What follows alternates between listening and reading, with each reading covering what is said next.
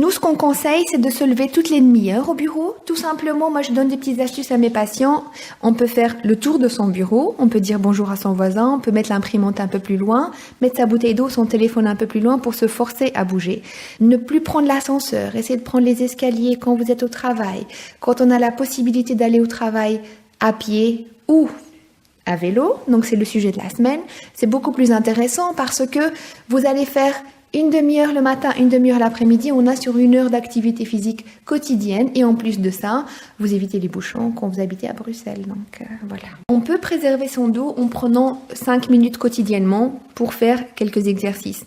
Celui pour s'étirer et ouvrir l'espace au niveau des disques intervertébraux, c'est le matin quand on se réveille. On prend le temps de s'étirer en s'agrandissant, ça veut dire vraiment allonger les jambes et les pieds et allonger les mains et les bras au-dessus de la tête, le maximum.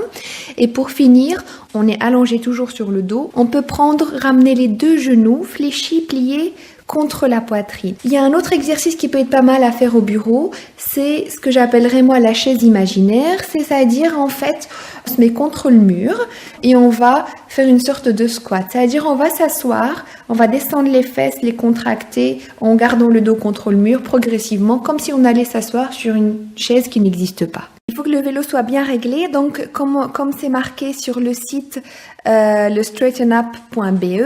Donc en fait, ce qu'il faut savoir, que le guidon doit être au minimum à 4 cm plus haut que la selle.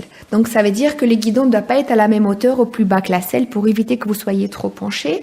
Les bras doivent être légèrement fléchis et alors que le guidon doit être ramené vers l'avant ou l'arrière. Ça veut dire qu'en fait, les bras ne sont pas tendus, on les fléchit pas à 90 degrés, mais on va dire à 60 degrés pour qu'il n'y ait pas de pression au niveau des coudes et des épaules. Il faut aussi vérifier la pression des pneus parce que si les pneus, la pression n'est pas correcte, vous allez avoir plus de choc et plus d'impact au niveau de votre dos.